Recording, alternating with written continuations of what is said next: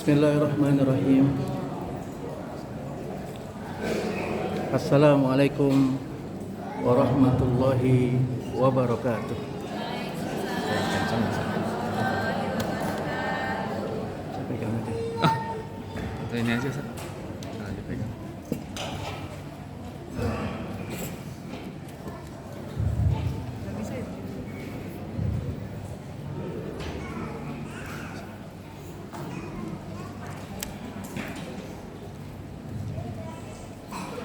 Alhamdulillahi Rabbil Alamin.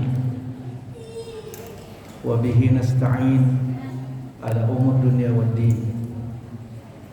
Wassalatu wassalamu ala asrafil anbiya'i wal mursalin, nabiyina wa qudwatina rasulina sayyidina Muhammadin wa ala alihi wa ashabihi wa man tabi'ahu bi ihsanin ila yaumiddin. Allahumma la ilma lana illa ma 'allamtana innaka antal alimul hakim wa tub 'alaina innaka antat tawwabur rahim bi rahmatika ya arhamar rahimin. Ibu-ibu sehat semuanya? Alhamdulillah. Saya bersyukur melihat ibu-ibu wajahnya cerah seperti para penghuni surga. Bahwa sekalian sehat semuanya? Alhamdulillah. Tambah energik insyaallah. Alhamdulillah. Alhamdulillah, kita bersyukur pada Allah Subhanahu wa taala pagi hari ini dapat hadir pada majelis yang mubarakah. Majelis yang diberkahi karena kita sama-sama menderas Al-Quran. Semoga duduknya kita di sini beberapa saat menjadi timbangan kebaikan kita untuk dunia dan akhirat kita insyaallah. Ibu dan bapak sekalian yang dimuliakan Allah Subhanahu wa taala, pada kesempatan kuliah tafsir pagi hari ini temanya tentang surat At-Takwir, surat ke-81.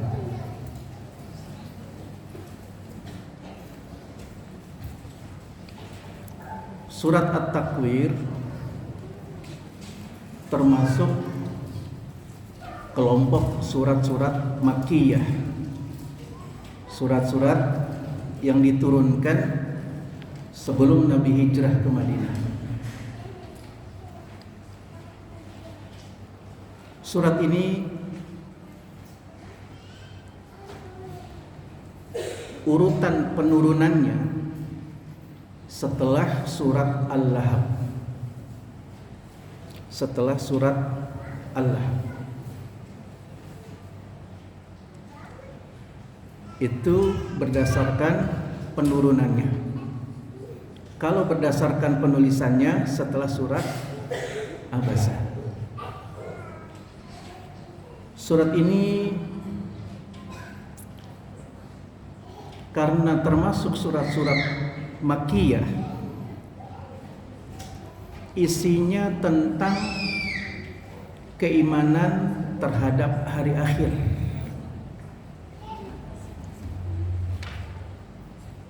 Jauh sebelum Al-Quran menjelaskan tentang hukum-hukum, Al-Quran telah menyampaikan informasinya terlebih dahulu tentang hari akhir,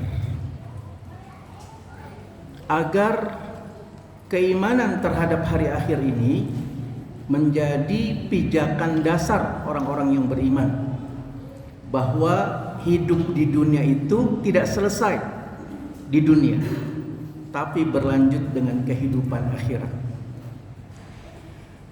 Kehidupan akhirat itulah yang harus menjadi orientasi orang-orang yang beriman, karena kehidupan dunia hanya sesaat, kehidupan akhirat selama-lamanya. Kenikmatan di dunia hanya sekilas saja, sebentar saja. Sementara kenikmatan akhirat selama-lamanya. karunia yang kita dapatkan di dunia akan mungkin fana, akan mungkin hilang, tetapi kenikmatan akhirat akan terus abadi. Karena itu surat-surat Makkiyah termasuk surat At-Takwir mengingatkan kepada diri kita tentang hari akhir, tentang hari kiamat. Surat ini nama populernya adalah At-Takwir. At-Takwir. Nama populernya yang tertulis dalam mushaf-mushaf. Artinya menggulung. At-Takwir, menggulung, seperti tikar yang sudah kita pergunakan, kita tidak pergunakan lagi, kita mau simpan, kita gulung. Itulah yang disebut dengan takwir. Artinya sudah nggak kepake lagi. Takwir, digulung, sudah nggak dipakai lagi. Tapi nama surat yang berdasarkan hadis, surat ini dinamai oleh Rasulullah Idza syamsu kuwirat. Jadi nama lain dari surat ini adalah Idza syamsu kuwirat. Sehingga Nabi SAW menyampaikan,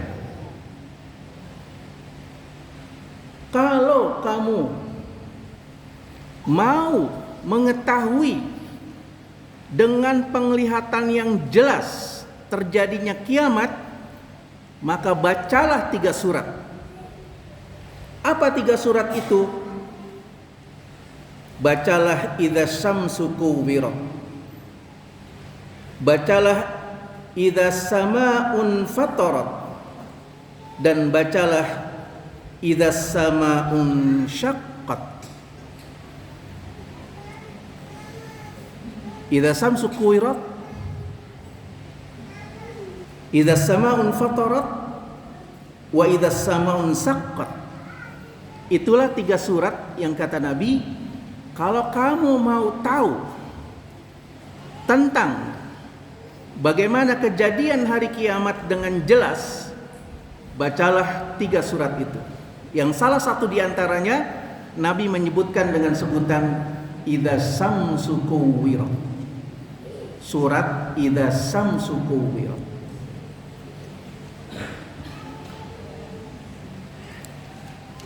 Surat ini dilatar belakangi sikap sombongnya Abu Jahal. Sikap sombongnya Abu Jahal. Pada ayat ke-28 dari surat At-Takwir, ayat itu berbunyi, liman syaa minkum ayyastaqim.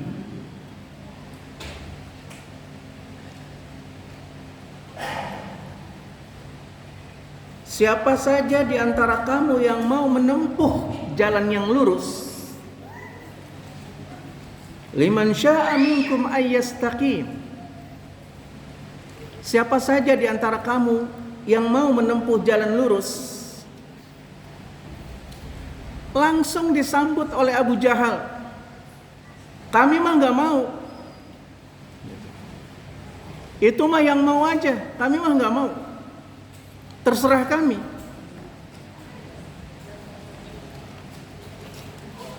Sombong. Ketika Allah Subhanahu wa Ta'ala menyebutkan bahwa hendaknya ada di antara umat manusia itu yang mau meniti jalan yang lurus, itu mah buat yang mau aja, kata Abu Jahal. Maka kemudian Allah balas, wa ma tasyauna illa ayyasha'allahu rabbul alamin. Allah yang menghendaki, bukan kamu yang menghendaki. Sehingga Abu Jahal ini dikehendaki oleh Allah Subhanahu wa Ta'ala tidak melewati jalan yang lurus, langsung dikabulkan. Karena dia nggak mau jalan yang lurus, ya itu bukan karena kemauan kamu, Allah yang mau kamu nggak ikut jalan yang lurus. Naudzubillah min dzalik.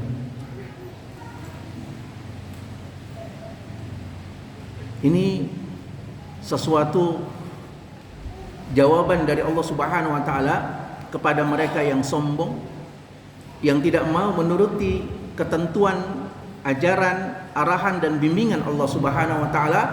Langsung Allah labeli dan Allah ikat sekaligus. Ya, Allah tidak menyukai dan tidak menghendaki kamu berada di jalan yang lurus.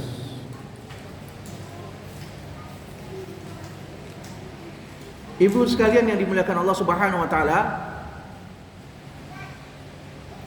surat At-Takwir ini ada 4 keutamaan. Keutamaan yang pertama disebutkan oleh Nabi SAW, siapa yang mau pandangannya jelas dan dihilangkan rabun matanya, bacalah surat Idza Syamsu Kuwirat.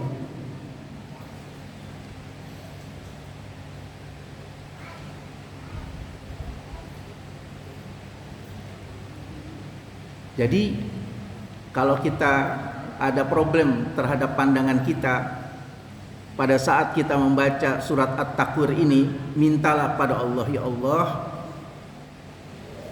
jernihkan kembali penglihatan saya, pandangan saya, hilangkanlah rabun, kaburnya pandangan saya. Itu khasiat keutamaan surat At-Takwir. Keutamaan yang kedua,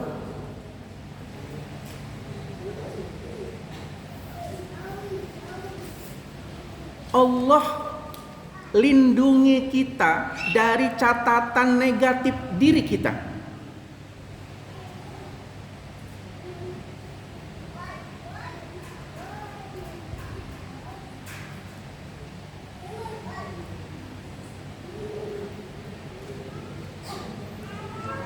Di dalam hadis riwayat Imam Ahmad dikatakan dari Ubay bin Ka'ab dari Nabi SAW,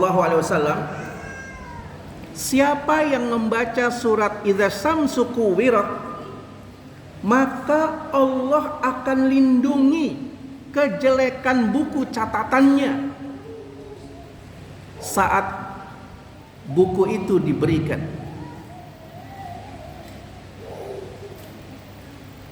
Ibu dan bapak sekalian yang dimuliakan Allah Subhanahu wa taala, ada satu etape yang akan dilalui oleh umat manusia di akhirat, mendapatkan buku catatan. Buku catatan itu ada yang diumumkan, sehingga semua manusia sejak awal sampai akhirnya manusia tahu tentang catatan kita.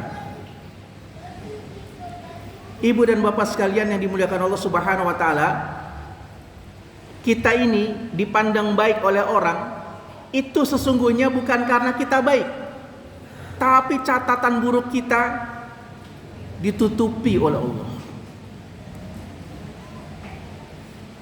Allah menutupi catatan aib kita. Itu yang membuat orang memandang diri kita baik. Kalau catatan buruk kita dibuka oleh Allah Subhanahu wa taala, maka runtuhlah derajat martabat kebaikan kita. Nanti di akhirat Allah Subhanahu wa taala ada yang diperlakukan, dibuka catatan itu sehingga semua orang tahu. Oh, ternyata si fulan begitu. Oh, ternyata dia begitu. Semua catatannya tidak ada yang tersilapkan sedikit pun. Maka Nabi SAW sampaikan, orang yang di dunia membaca Idza Syamsu Kuwirat, catatannya akan dilindungi oleh Allah Subhanahu wa taala. Bagaimana cara Allah melindungi catatan seseorang? Pertama, ketika catatan itu diberikan kepada seseorang, Allah tutup semua channel yang dimiliki oleh manusia. lalu orang itu dipanggil oleh Allah Subhanahu wa taala, 4 mata saja dengan Allah. Allah kemudian tutupi dan Allah tanyakan, saya sudah tutupi semuanya, saya tanya sama kamu, kamu begini, kamu begitu. Maka pada saat itu kita menjawab, ya ya Allah, ya ya Allah, ya ya Allah, aku selamatkan catatan burukmu kepada umat manusia yang lain. Itu tanda pertama Allah menyelamatkan diri kita dari catatan buruknya. Yang kedua, Allah menyelamatkan kita caranya adalah Allah sebutkan yang baik saja. Yang tidak baik tidak disebutkan oleh Allah Subhanahu wa taala. Sehingga kemudian kita pun tersanjung karena Allah menyebutkan diri kita dengan sebutan yang baik.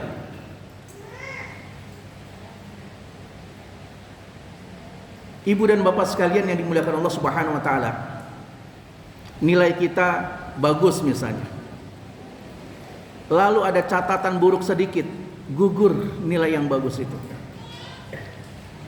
Nah, dalam menyelamatkan catatan buruk kita, Allah tidak sebut angka merahnya, yang disebut angka-angka yang terbaik.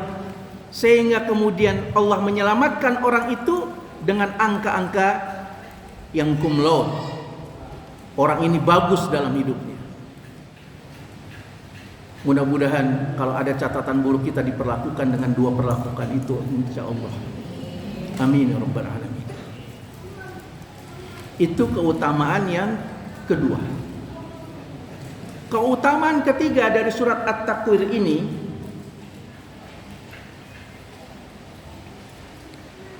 Allah akan memberikan perlindungan di dunia dan kemuliaan surganya di akhirat. Dalam hadis dikatakan, barang siapa yang membaca idza syamsu kuwirat, maka dia berada dalam lindungan Allah, dalam naungan kemuliaannya dan rahmatnya. Ibu dan bapak sekalian yang dimuliakan Allah Subhanahu wa taala, kemuliaannya Allah memberikan rahmat untuk kita. Allah Subhanahu wa taala memberikan kasih sayangnya berupa surganya. Karena itu, pada saat ketika seseorang sering membaca idza syamsu kuwirat, harapannya adalah kita mendapatkan rahmat dan kasih sayang Allah berupa surganya Allah Subhanahu wa taala.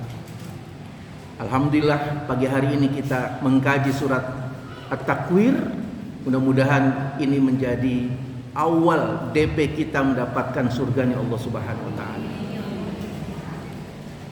Keutamaan yang keempat,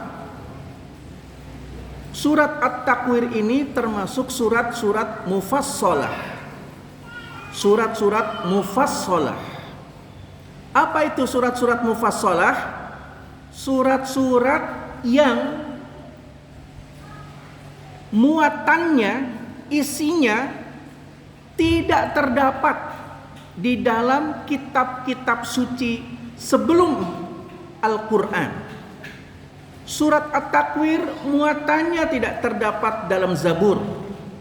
Surat At-Takwir muatan dan isinya tidak terdapat dalam surat Taurat. Surat At-Takwir juga muatannya tidak terdapat dalam kitab Injil. Surat At-Takwir muatannya juga tidak terdapat dalam suhuf-suhuf. Karena Allah Subhanahu wa taala memuliakan dan mengistimewakan Rasulullah sallallahu alaihi wasallam dengan diberikannya surat-surat mufassalah. Surat-surat mufassalah itu surat-surat dari surat Qaf sampai An-Nas. Itulah surat-surat mufassalah yang dipisahkan dengan membaca bismillah.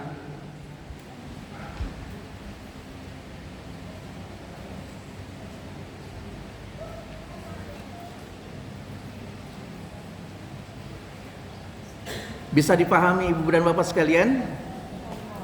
Alhamdulillah. Mudah-mudahan Allah berikan pemahaman. baru kita masuk tentang muatan global dari surat At-Takwir. Muatan global dari surat At-Takwir.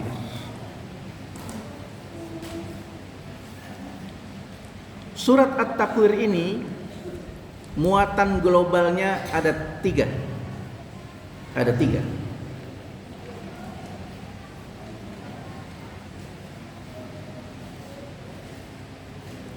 Muatan yang pertama tentang peristiwa hari kiamat. Tentang peristiwa hari kiamat.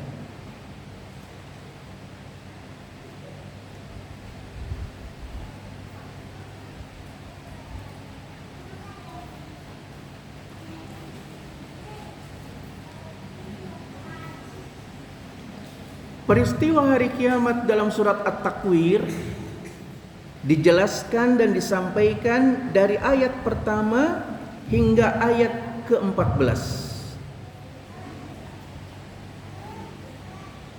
Idza syamsu kuwirat wa idzan nujumu kadarat wa idzal jibalu suyirat wa idzal 'isharu 'uttilat wa idzal wuhusu husyirat wa idzal biharu sujjirat wa idzan nufusu zuwijat wa idzal mau'udatu su'ilat bi ayyi dhanbin qutilat wa idzas suhufu nusirat wa idzas samaa'u kushitat wa idzal jahimu su'irat wa idzal jannatu uzlifat alimat nafsum ma akhdar. Tentang hari kiamat dalam surat At-Takwir dari ayat pertama sampai ayat ke-14. Allah menjelaskan tentang hari kiamat ini dalam dua tahap.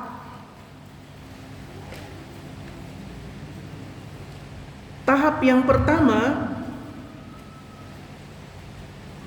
peristiwa menjelang kiamat.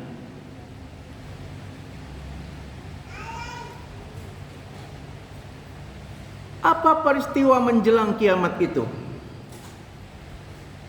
Idza syamsu kuwirat. Ketika matahari sudah tidak dipakai lagi. Digulung oleh Allah Subhanahu wa taala. Masa pakainya sudah selesai.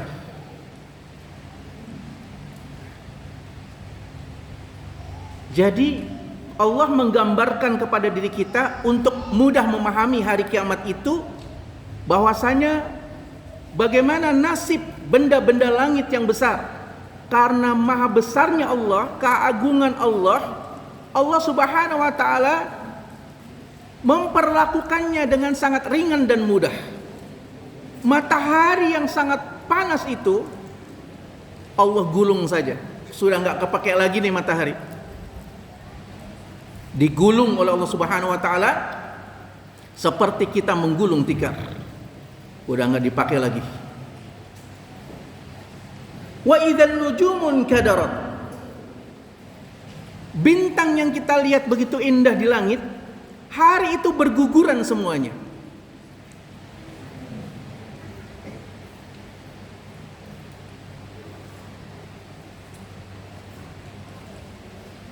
Jadi kita melihat bintang-bintang di langit itu begitu indah, dia menetap pada tempatnya, seakan-akan seperti kita tempeli hiasan di dinding rumah kita. Ketika tempelan itu tidak lagi bermanfaat, berguguran semuanya. Bintang-bintang itu berguguran dalam jumlah yang sangat banyak.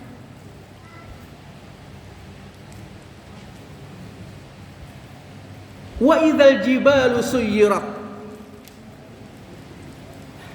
Pada saat terjadinya proses sebelum kiamat itu, gunung-gunung Allah cabut dari tempatnya sehingga berhancuran di mana-mana. Fungsi gunung adalah menyeimbangkan daratan dan lautan di muka bumi ini.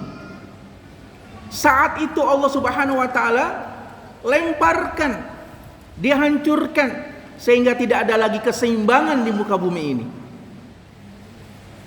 Dan dalam ayat yang lain disebutkan seperti anai-anai gunung-gunung itu bertebaran.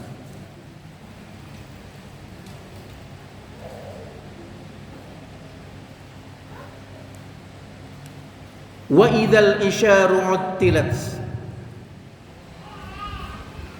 Pada saat itu onta-onta yang hamil besar ditinggalkan oleh para pemiliknya.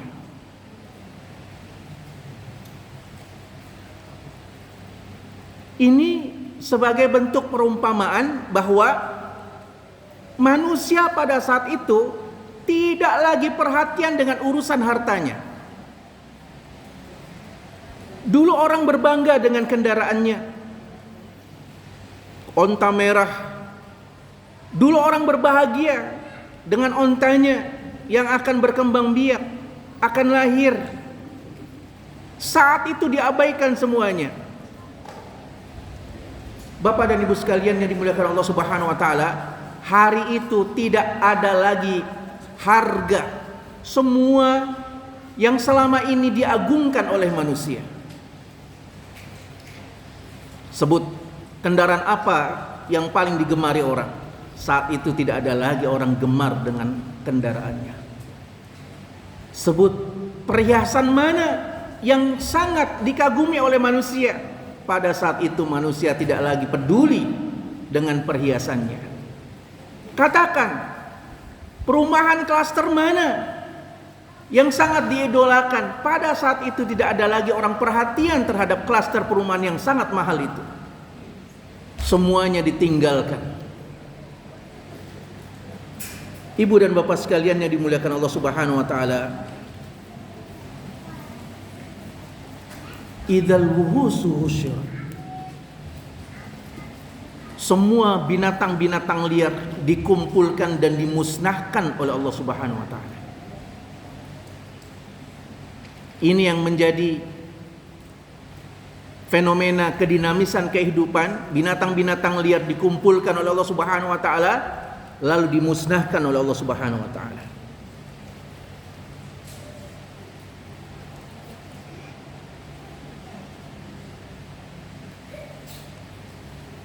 Wa idzal biharu sujjirat.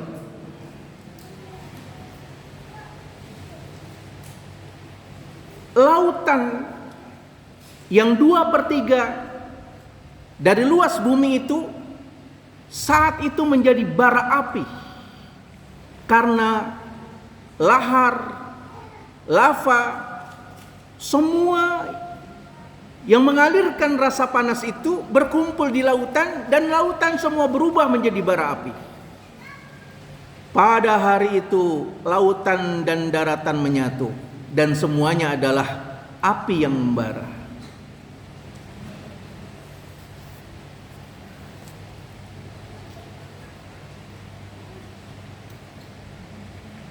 Wa idzan nufusu zuwijat.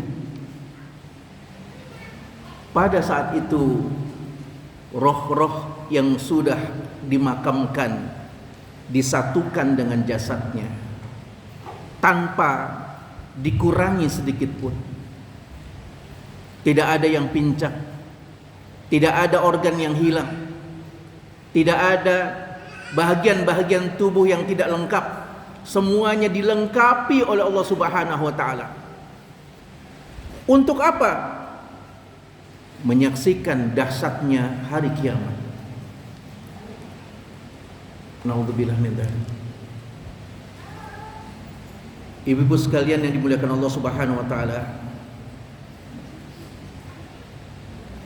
Dulu di tahun 2012 ada film tentang hari kiamat. Menggambarkan dalam pandangan fiksi mereka bagaimana terjadinya kiamat. Bintang-bintang berjatuhan, laut semuanya terhempaskan, tsunami besar, di mana-mana. Tidak ada tempat untuk berlindung pada waktu itu. Itu dalam perspektif fiksi, film.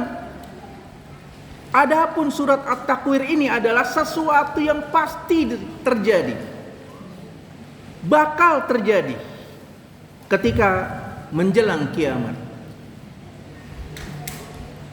Maka para sahabat ketika itu menyadari diri, memohon kepada Allah Subhanahu wa taala agar tidak dihadirkan pada situasi yang sangat dahsyat itu. Ya Allah, selamatkan kami ya Allah, jangan sampai kami melihat dahsyatnya hari kiamat itu ya Allah. Ini tahapan yang pertama, peristiwa kiamat sebelum kiamat. Adapun berikutnya, peristiwa setelah terjadinya kiamat.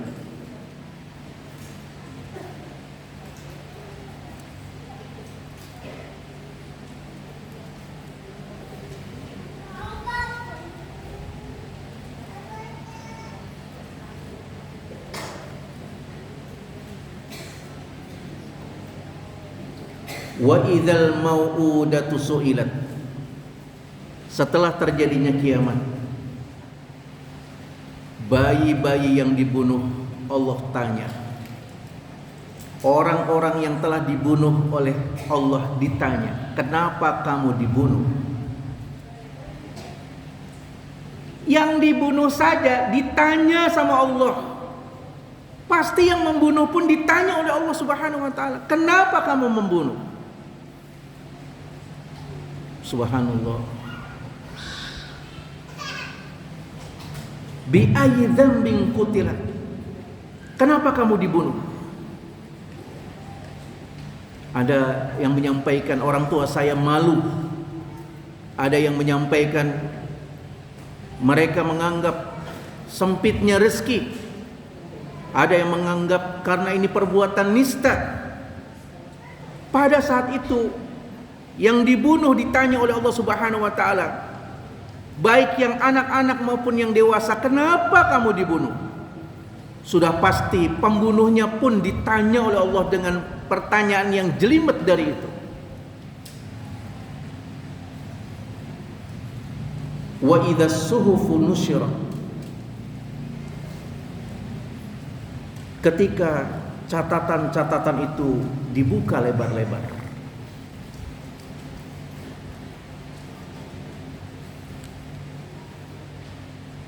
Ibu dan bapak sekalian yang dimuliakan Allah Subhanahu wa taala. Kalau saya dulu sekolah, di rapot saya ada angka merah. Saya berusaha untuk tutupi dan saya tidak akan kasih tahu teman-teman saya. Itu angka merah. Nah, ini bukan angka merah lagi, dibuka oleh Allah Subhanahu wa taala semua aib-aib kita. Siapa yang gak malu? Siapa yang pada saat itu berbangga hati dengan catatan yang dibuka? Pasti tidak ada. Allah Subhanahu wa taala buka semua catatan kehidupan kita, sehingga orang akhirnya tahu, oh ternyata dia begitu. Pada saat itu, idzas samaa'u kushitat, langit dikelupas oleh Allah Subhanahu wa taala. Enggak ada langit lagi.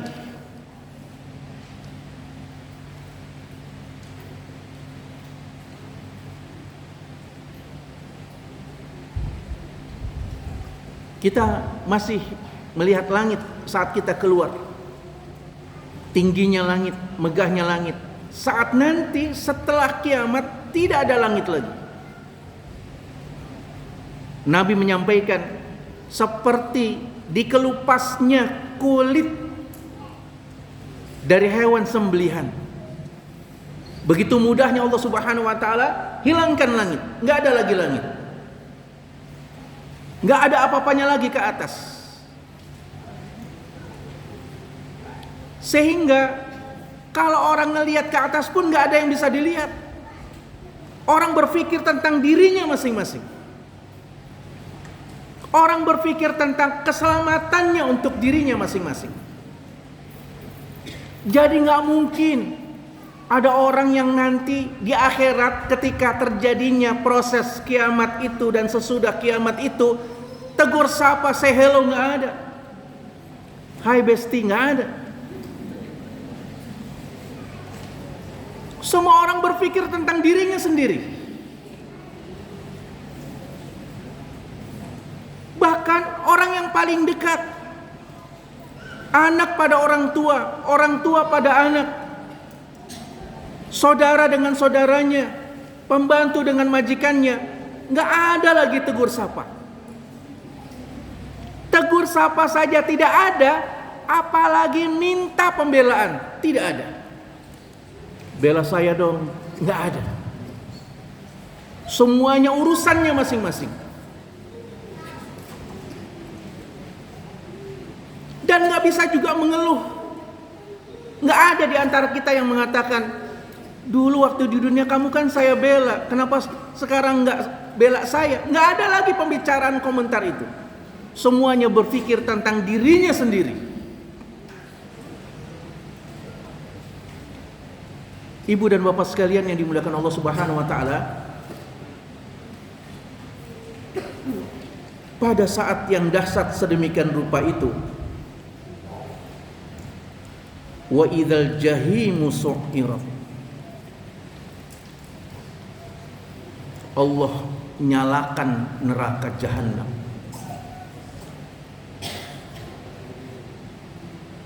Dengan api nyala yang amat sangat panas. Wa idzal jannatu uzlifat, pada saat itu surga didekatkan kepada para penghuninya. Karena sudah jelas catatan-catatannya, ini catatannya, ini yang akan kamu dapatkan. Kalau kamu dapat api neraka, ini nerakanya. Kalau kamu dapat surga, ini surganya. Amilat nafsum ma ahdhar. Setiap jiwa sudah tahu nasib kesudahan akhirnya. Ibu dan bapak sekalian yang dimuliakan Allah Subhanahu wa taala, inilah yang mengingatkan pada diri kita bahwa orientasi kehidupan yang harus ada dalam benak pikiran kita yang tidak boleh berubah adalah orientasi ukhrawiyah kita, orientasi keakhiratan kita. Taruhlah kita di dunia ini sengsara, tidak apa-apa, asalkan di akhirat kita berbahagia. Taruhlah di dunia ini kita tidak menikmati sesuatu yang sangat dahsyat kenikmatan, asalkan di akhirat kita mendapatkan kenikmatan selama-lamanya. Nabi SAW kecewa ketika Nabi SAW mendapatkan layanan servis dari satu penduduk di kampung. Kampung itu mungkin taraf informasi pengetahuannya sebatas material, sehingga termasuk ke dalam mereka yang disebutkan Badawi, orang-orang Badui, A'rab. Setelah Nabi mendapatkan layanan servis dari orang kampung itu, Nabi kemudian menanyakan, apa yang kalian inginkan? Maka mereka kemudian menyampaikan keinginannya kepada Rasulullah SAW. Ya Rasulullah, beri kami sembako. Ya Rasulullah, beri kami uang. Ya Rasulullah, beri kami kendaraan. Ya Rasulullah, beri kami tempat tinggal. Semua permintaannya adalah permintaan finansial dan material. Maka Nabi SAW kecewa berat. Kenapa di antara kalian tidak ada seperti wanita tua dari kalangan Bani Israel? Sahabat yang mendengarkan penjelasan Nabi ini heran, kaget, belum pernah tahu kisah yang disampaikan oleh Nabi tentang wanita tua dari kalangan Bani Israel. Siapa itu ya Rasulullah wanita tua dari kalangan Bani Israel? Wanita tua dari kalangan Bani Israel itu diceritakan oleh Nabi bahwa saat Nabi Musa akan meninggalkan Mesir menuju Filistin, Nabi Musa tidak menemukan jalan, gelap semuanya, tersasar semuanya. Sehingga Nabi Musa mengatakan, kenapa kita bisa begini? Nggak ada lagi cahaya yang cerah untuk menunjuki kita kemana arah ke Filistin. Akhirnya di antara mereka menyampaikan, dulu Nabi Yusuf telah bernazar dan bersumpah, kalau Bani Israel keluar dari Mesir tidak menyertakan dirinya membawa jenazah Nabi Yusuf alaihissalam keluar dari Mesir, maka Bani Israel itu tidak akan menemukan jalan keluar dari Mesir dan tidak akan pernah sampai ke Palestina. Maka Nabi Musa bertanya, kalau begitu siapa di antara kalian yang tahu di mana makamnya Nabi Yusuf, agar kita bawa serta Nabi Yusuf keluar dari Mesir menuju Palestina? Mereka kemudian menyampaikan, yang tahu tentang jenazah Nabi Yusuf alaihissalam adalah wanita tua dari kalangan Bani Israel. Dicarilah wanita tua dari kalangan Bani Israel, ketemu. Lalu Nabi Musa menyampaikan, wahai ibu, beritahu di mana makamnya Nabi Yusuf agar kami bisa membawa jenazahnya keluar dari Mesir menuju Palestina. Kata wanita tua dari kalangan Bani Israel itu, saya akan kasih tahu, tapi dengan syarat. Kalau syaratnya terpenuhi saya kasih tahu, kalau tidak saya tidak akan kasih tahu. Apa syaratnya wahai ibu? Kata Nabi Musa, ya Musa, syaratnya adalah jadikan aku tetanggamu di surga ya Musa. Kata Nabi Musa, permintaannya kok aneh. Biasanya orang permintaan syaratnya finansial dan material. Wani piro? Ibu dan bapak sekalian yang dimuliakan Allah Subhanahu wa taala, kata wanita tua dari kalangan Bani Israel itu, saya akan kasih tahu asal penuhi syaratnya. Apa syaratnya? Jadikan aku tetanggamu di surga ya Musa. Maka Nabi Musa abaikan. Jalannya tetap gelap. Nabi Musa tetap tersasar menuju Palestina. Sehingga Allah Subhanahu wa taala tegur, ya Musa, penuhi permintaan wanita tua dari kalangan Bani Israel itu. Nabi Musa, nabi yang bisa bercakap dengan Allah Subhanahu wa taala, Allah tegur langsung dengan cakapnya, penuhi syaratnya ya Musa. Maka Nabi Musa pun menyampaikan kepada wanita tua dari kalangan Bani Israel itu, wahai ibu, saya penuhi syaratmu, engkau tetanggaku di surga. Subhanallah.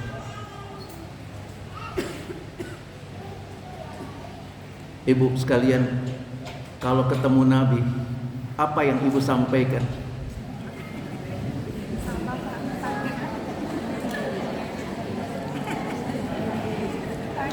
Karena sudah mendengar kisah ini, jadi pengennya begitu. Jadikan aku tetanggamu di surga ya Nabi. Tapi kalau tidak mendengar kisah itu, mungkin mau selfie, mau ini, mau itu. Maka Nabi Musa menyampaikan kepada wanita tua dari kalangan Bani Israel itu, ya ibu, engkau aku penuhi syaratnya, engkau tetanggaku di surga. Maka kemudian wanita tua itu memberitahu di mana makamnya Nabi Yusuf, dan Nabi Musa kemudian membawa jenazahnya Nabi Yusuf. Lalu jalan itu menjadi terang benderang, menjadi jelas keluar dari Mesir menuju Palestina. Nabi SAW sampaikan, kenapa kok di kampung ini tidak ada seperti wanita tua dari kalangan Bani Israel? Maka dibacalah surat ke-42 ayat 23.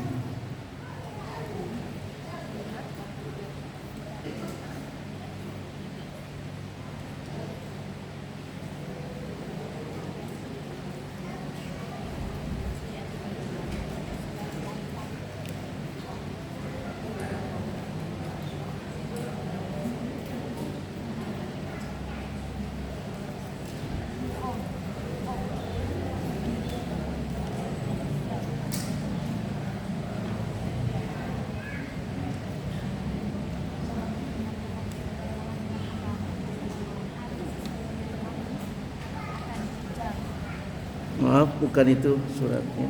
Surat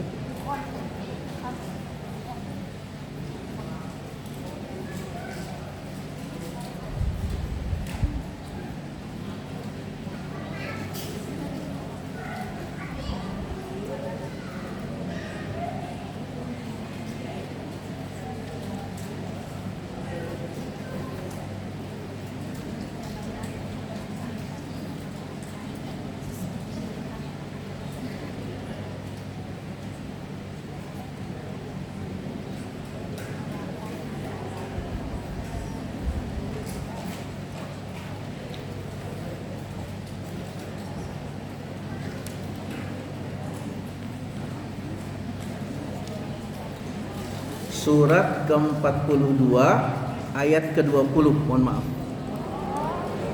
Ayat ke-20. Surat Asy-Syura, surat ke-42 ayat ke-20.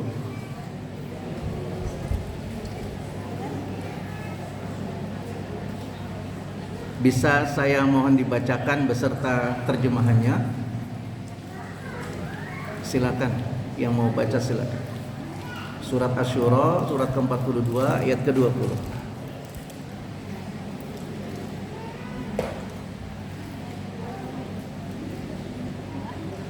Silakan, siapa yang mau? Boleh, silakan.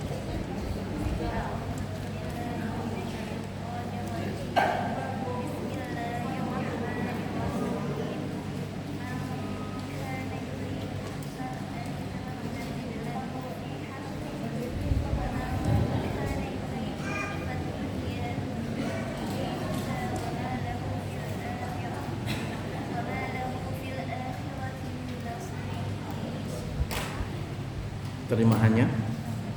Siapa yang menghendaki keuntungan di akhirat, maka akan kami lapangkan keuntungan baginya. Dan siapa yang menghendaki keuntungan di dunia, kami berikan kepadanya sebagian darinya keuntungan dunia, tetapi dia tidak akan mendapatkan bahagia di akhirat.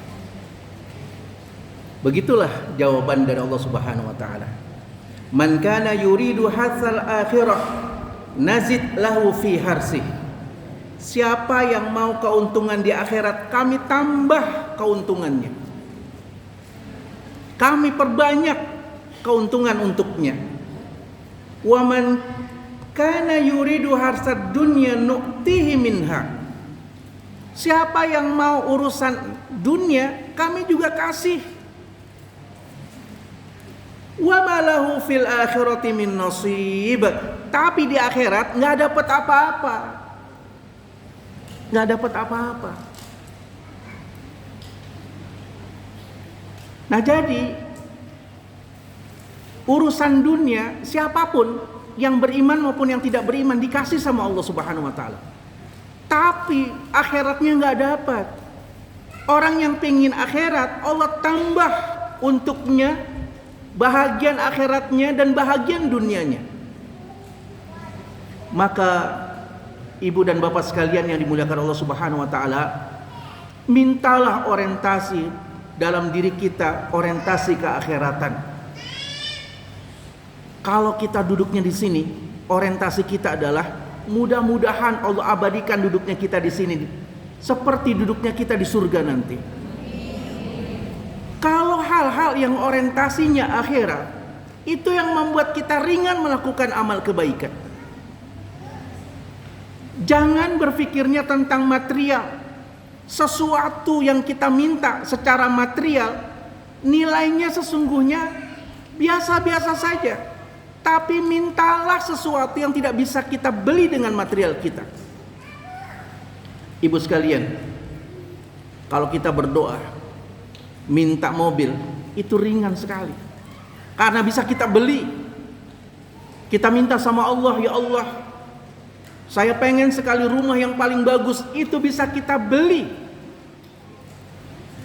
Kita minta sama Allah Subhanahu wa taala, ya Allah, bisnis saya untungkan berlipat-lipat, itu bisa kita beli. Tapi ada permintaan yang harus kita minta pada Allah yang tidak bisa kita beli. Apa itu? Ya Allah, jadikanlah anak kami anak yang soleh dan solehah. Itu nggak bisa kita beli. Anak soleh nggak ada pabriknya. Ya Allah, jadikanlah suami saya suami yang soleh. Suami yang soleh itu nggak ada, pabriknya nggak bisa kita beli. Ya Allah, jadikanlah istriku istri yang soleh. Itu tidak ada pabriknya, tidak ada yang kita bisa beli dengan harta kita. Mintalah segala sesuatu yang kita tidak bisa beli. Ibu dan bapak sekalian yang dimuliakan Allah Subhanahu wa taala, orang-orang yang orientasinya akhirat, maka dia akan siapkan dirinya mendapatkan kebaikan di akhirat. Sebagaimana wanita tua dari kalangan Bani Israel itu, dia sampaikan, aku ingin menjadi tetanggamu di surga. Dulu Nabi SAW menceritakan tentang kiamat. Tidak ada satupun di kalangan para sahabat Nabi yang bergerak sedikit pun ketika Nabi menceritakan tentang kiamat. Ada yang tunjuk tangan. Saya nanya, ya Rasulullah, pertanyaannya nggak bermutu. Kapan terjadinya kiamat ya Rasulullah? Nggak bermutu. Nabi kecewa, nanyanya nggak bermutu. Tapi karena dia bertanya, jadi hadis. Makanya kalau tanya, nggak usah berpikir bermutu atau tidak bermutu. Tanya saja. Orang ini kemudian bertanya, ya Rasulullah, kapan terjadinya kiamat? Kata Nabi, kamu nanyanya begitu, emang kamu sudah siapin apa untuk kiamat kamu? Orang itu cuma mengatakan, ya Rasulullah, aku cuma cinta denganmu ya Rasulullah. Maka Nabi pun menyampaikan, engkau akan bersama orang yang kau cintai. Subhanallah. Jadi hadisnya berawal dari pertanyaan yang tidak bermutu. Jadi ibu dan bapak sekalian yang dimuliakan Allah Subhanahu wa taala, semuanya itu mengingatkan pada diri kita bahwa para sahabat orang-orang yang mulia mengajarkan permintaan terindah itu adalah permintaan kita bisa bertetangga dengan para nabi. Kita bisa bertetangga dengan orang-orang yang mulia. Kita bisa mendapatkan surga yang tertinggi. Sehingga Nabi mengajarkan pada diri kita, kalau kamu minta surga, mintalah surga yang tertinggi. Jangan minta surga di emperan, nggak apa-apa deh asal emperan, yang penting surga. Jangan, kalau nggak dapat kan jatuhnya ke neraka. Maka Nabi SAW mengingatkan pada diri kita, dalam kondisi-kondisi yang sedemikian rupa itu, berfikirlah dengan orientasi yang tinggi. Permintaan kita surganya Allah Subhanahu wa taala. Permintaan kita bertetangga dengan para nabi. Permintaan kita berada di Jannatul Firdaus, surga tertinggi di akhirat nanti.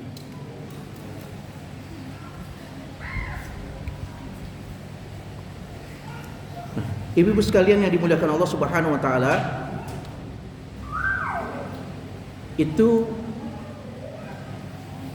muatan yang pertama dari surat At-Takwir.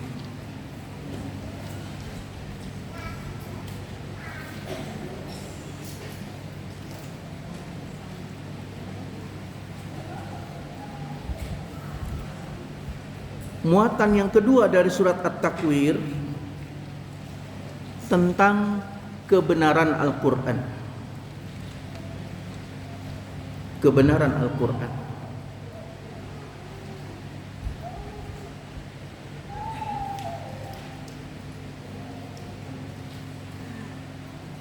Muatan yang kedua ini berawal dari ayat ke-15 sampai ayat ke-25.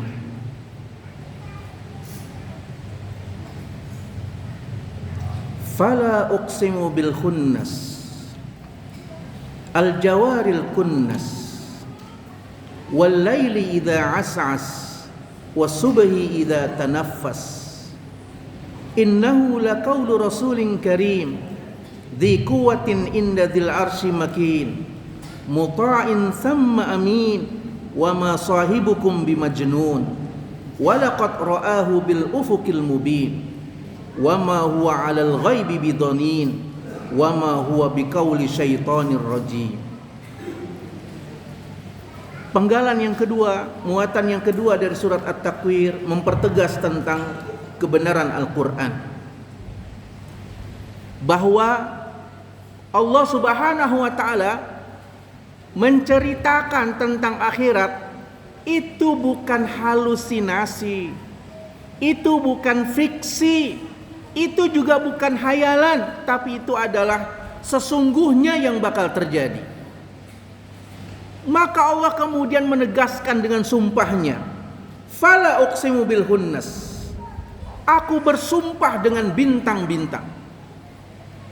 Allah Subhanahu wa ta'ala menegaskan sumpahnya dengan bintang-bintang itu, menandakan bahwa sesuatu yang kita lihat teratur bagi Allah mudah atas kuasanya.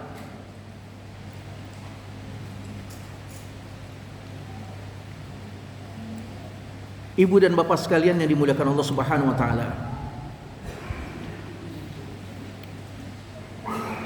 bintang-bintang yang kita lihat begitu teratur,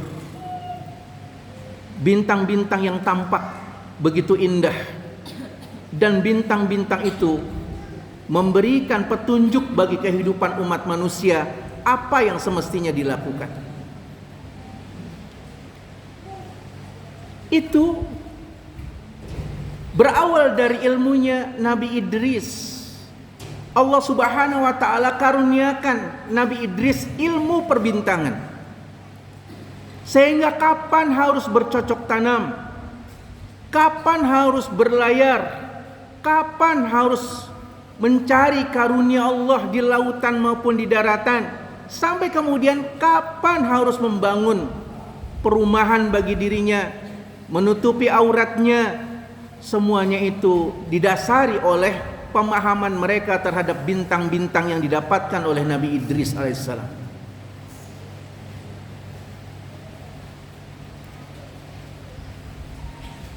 Sehingga bintang-bintang yang disebutkan dalam rasi-rasi para remaja itu ternyata itu merupakan ilmunya Nabi Idris, tapi bukan urusan asmara.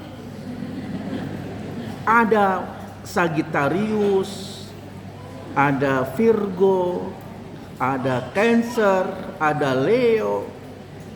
Itu semuanya adalah bintang-bintang yang diajarkan oleh Nabi Idris.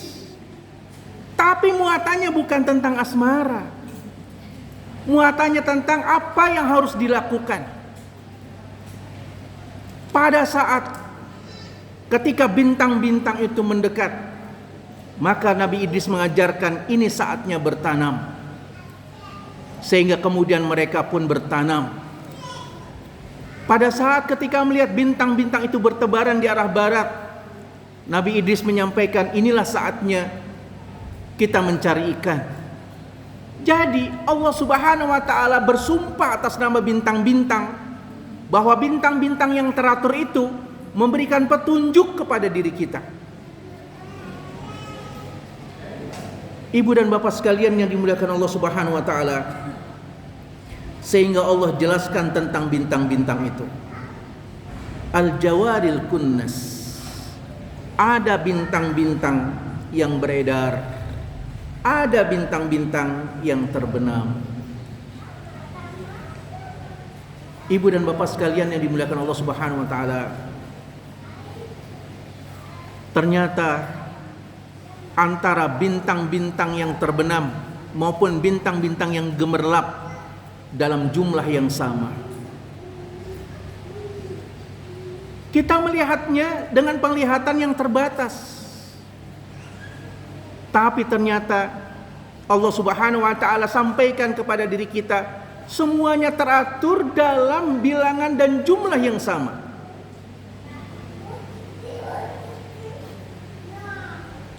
Inilah ilmu perbintangan. Sehingga orang-orang yang beriman, pada saat Allah Subhanahu wa ta'ala menegaskan tentang sumpahnya, mereka meyakini bahwa itu adalah kekuasaan Allah Subhanahu wa ta'ala.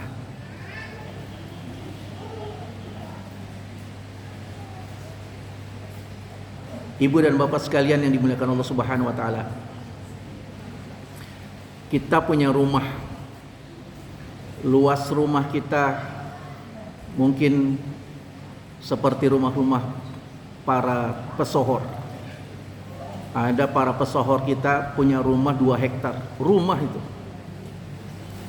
Nah, rumahnya 2 hektar, kita punya figura, foto-foto, ada misalnya 1 juta foto. Rumah kita 2 hektar, foto kita ada 1 juta foto. Saya tanya, bingung nggak naruh fotonya? Itu punya 1 juta foto. Rumah kita luas 2 hektar, masih bingung kita. Ini fotonya di mana ya yang paling bagus? Ini taruhnya di mana ya? Belum lagi akhirnya banyak foto yang nggak kita pajang karena kita bingung. Allah Subhanahu wa taala tidak pernah bingung dengan bintang-bintang yang jumlahnya amat sangat banyak itu. Baik yang terbenam maupun yang sedang bersinar. Semuanya dalam jumlah yang sama. Subhanallah. Bapak dan Ibu sekalian yang dimuliakan Allah Subhanahu wa taala. Ketika NASA ingin mengetahui jumlah bintang-bintang, langsung error hitungannya karena tak terhingganya bintang-bintang. Sama seperti lagu kita Bintang Kecil itu, tak terhingga jumlahnya. Subhanallah. Maka Allah bersumpah atas nama bintang-bintang itu, kemudian didekatkan. Wal laili idza as'as. Ketika malam telah larut. Wasubhi idza tanaffas. Maka subuh akan mulai datang. Ibu-ibu sekalian yang dimuliakan Allah Subhanahu wa taala, Bapak-bapak yang dirahmati Allah Subhanahu wa taala, 2 ayat ini memberikan kita optimisme. Kalau kita mendapati malam itu sudah kelam, artinya sebentar lagi subuh. Kalau kehidupan kita kelam, sebentar lagi Allah muliakan kita. Itu yang membuat kita optimis dalam menghadapi apapun. Nggak boleh berkecil hati. Ibu bapak sekalian yang dimuliakan Allah Subhanahu wa taala, begitu pula ketika kita merasakan kepedihan. Orang yang puasa itu pedih, nggak makan, nggak minum, tapi Allah menjanjikan sebentar lagi maghrib. Muncul optimisme, muncul harapan, sehingga semua sesuatu yang kita rasakan tidak enak itu hanya sesaat saja. Gak lama Allah hadirkan sesuatu yang menjadi harapan kita. Kalau kelamnya malam ini abadi, orang akan heran, kapan ini subuhnya? Tapi Allah mengatakan, kalau semakin kelam, maka subuh sebentar lagi datang. Ibu bapak sekalian yang dimuliakan Allah Subhanahu wa taala, tidak pernah ada dataran di muka bumi ini yang malamnya lebih lama daripada siangnya. Tetapi yang sering terjadi adalah siangnya lebih lama daripada malamnya. Kalaupun memang terjadi siang dan malam secara beriringan, maka manusia juga dalam keadaan penuh harapan. Ibu dan bapak sekalian yang dimuliakan Allah Subhanahu wa taala, saudara-saudara kita di Finlandia, di kutub utara, itu siang dan malamnya muncul bersamaan. Munculnya bulan sama dengan munculnya matahari. Dan mereka merasakannya nyaman saja. Di samping dalam kondisi yang dingin, mereka juga merasakan kondisi yang hangat karena matahari dan bulan muncul secara bersamaan. Makanya di Ramadan yang lalu, tahun yang lalu, Imam Usamah menyampaikan dari luar masjid, lalu memperlihatkan, kami di Finlandia di kutub utara ini sekarang Ramadannya beriringan antara siang dan malam. Diperlihatkan oleh sang Imam Usamah itu matahari dan bulan secara bersamaan. Saya pernah berjumpa dengan seorang muslim berasal dari kutub utara waktu umroh di Masjid Nabawi di bulan Januari. Bulan Januari termasuk bulan yang dingin. Saya tidak tahan dengan dinginnya Madinah sehingga memakai baju berlapis-lapis. Ketika masuk di Masjid Nabawi, saya dapati ada seorang muslim sedang kipas-kipas. Sedang kipas. Saya kedinginan, dia kipas-kipas, sehingga saya dekati. Saya tanya, dari mana Anda berasal? Dia bilang kutub utara. Oh, bagus. Berarti dinginnya Madinah belum selevel dinginnya kutub utara. Jadi dalam kondisi-kondisi yang sedemikian rupa itu, Allah Subhanahu wa ta'ala telah mengingatkan kepada diri kita karunia-karunia-Nya, optimismenya. Kalau malam semakin larut, sebentar lagi subuh. Kalau kita kelam hidupnya, sebentar lagi Allah muliakan kita. Kalau kita mengalami kesulitan hidup, sebentar lagi Allah akan memberikan kemudahan hidup kita. Kalau uang kita sudah habis, sebentar lagi Allah anugerahkan rizki yang banyak buat kita. Allahumma amin. Makanya kata guru saya, itu ibarat sumur. Kalau sumur kita sudah kering, pertanda sebentar lagi musim hujan. Kalau kantong kita kering, pertanda sebentar lagi Allah karuniakan banjirnya kantong kita. Jadi nggak boleh kita pesimis, tetap optimis. Ibu dan bapak sekalian yang dimuliakan Allah Subhanahu wa ta'ala, Allah kemudian menegaskan, innahu laqaulu rasulin karim.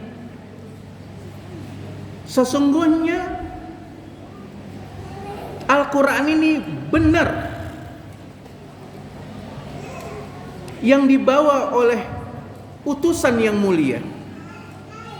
Dzi quwwatin inda dzil arsy makin,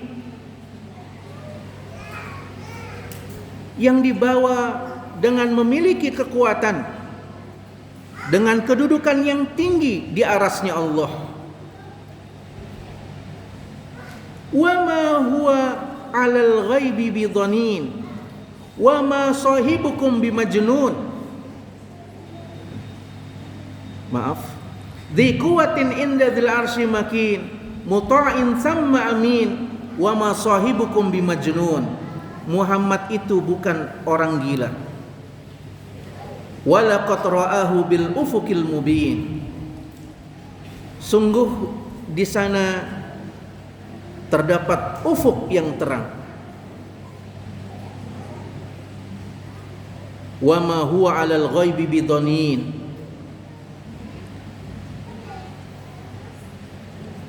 Dan pada saat itu Allah Subhanahu wa ta'ala mengganti dan menerangkan hal yang gaib itu dengan keterangan, wa ma huwa biqauli syaitonir rajim.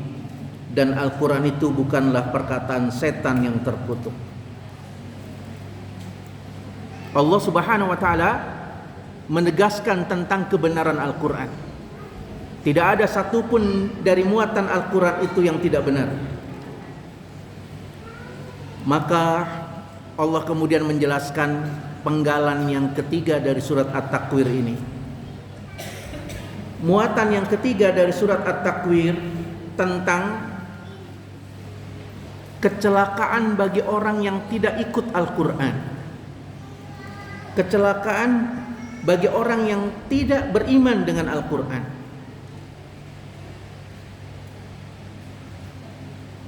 Ini terdapat dari ayat ke-26 sampai ayat ke-29.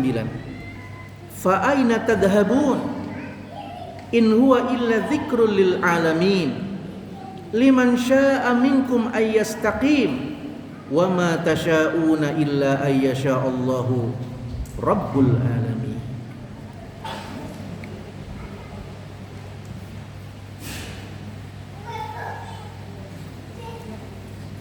Kemana kamu akan lari? Kemana kamu akan pergi? Al-Quran ini memberikan peringatan kepada seluruh alam semesta. Siapa yang mau ikut jalan yang lurus, ikutilah jalan yang lurus. Semua yang telah ditetapkan oleh Allah Subhanahu wa taala berasal dan berada dalam ketetapan Allah Subhanahu wa taala. Sehingga apa yang terjadi buat Allah mudah karena sudah ditetapkan oleh Allah Subhanahu wa taala. Yang terpenting pada diri kita adalah meminta kebaikan kepada Allah Subhanahu wa taala. Itulah yang dimaksudkan kecelakaan bagi mereka yang tidak mengikuti Al-Qur'an, dan kita diajarkan oleh Allah Subhanahu wa taala untuk bertawakal dan memasrahkan diri kita pada Allah, karena Allah yang mengetahui tentang kondisi diri kita, baik secara individu maupun secara perseorangan. Besarkan harapan kita, besarkan kepasrahan kita, besarkan ketawakalan kita pada Allah Subhanahu wa taala. Ada satu kisah di Riyadh. Ini kisah di Riyadh. Bukan di Riyadh, di Kairo maksud saya. Orangnya dari Riyadh. Ada imam masjid, ulama di Riyadh pergi ke Kairo. Setelah acara dia mau balik lagi ke Riyadh. Karena pesawatnya sebelum subuh, sementara selesai acaranya maghrib, maka dia tidak mengambil hotel untuk penginapannya. Ulama Riyadh ini minta izin kepada merbot masjid di Kairo agar bisa bermalam di masjid itu. Merbotnya membolehkan, silakan. Sampai pada malam tiba setelah sholat Isya, ada satu orang jamaah datang ke masjid itu. Orang itu duduk di pojokan. Lama-kelamaan orang itu asik dengan tangisnya, dan lama-kelamaan tangisnya terdengar dengan keras. Sang ulama ini membiarkan. Namun ternyata jamaah yang sedang nangis itu mendekati dirinya. Ya Syekh, kenapa? Bisa bantu enggak? Ada apa? Saya mengalami musibah. Istri saya menurut dokter harus segera dilakukan tindakan. Kalau tidak menyangkut nyawanya. Adapun tindakannya harus dibayar 14.000 junai. Saya tidak punya uang sebanyak itu. Kata ulama Riyadh itu, ya Allah, saya juga nggak punya uang sebanyak itu. Mintalah sama Allah saja. Kalau minta sama manusia, nanti kamu kecewa. Termasuk kalau kamu minta kepada aku, kamu akan kecewa. Mintalah sama Allah.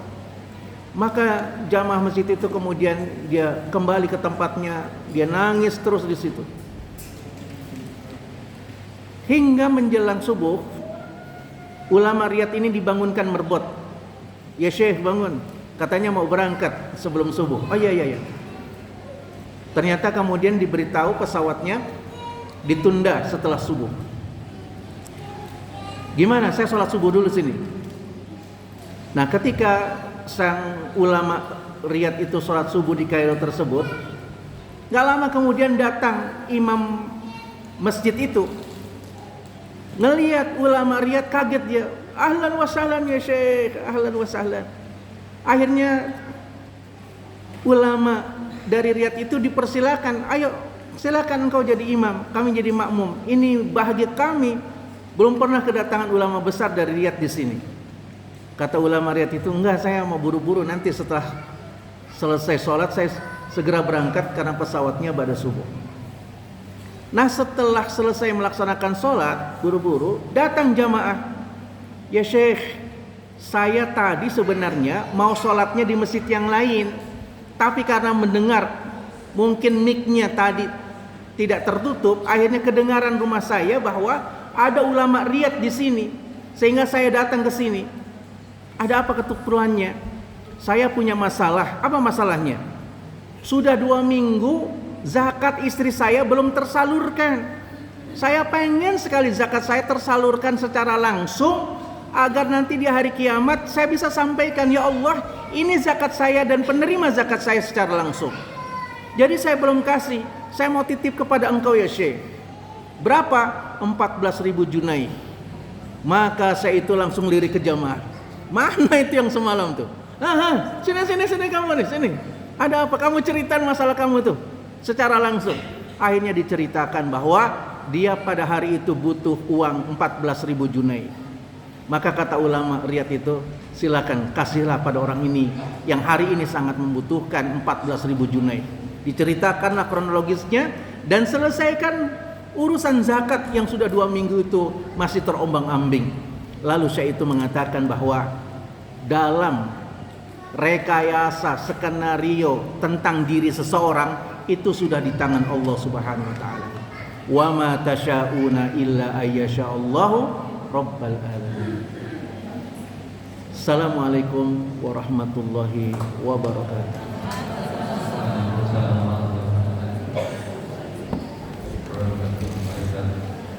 Alhamdulillah Bapak Ibu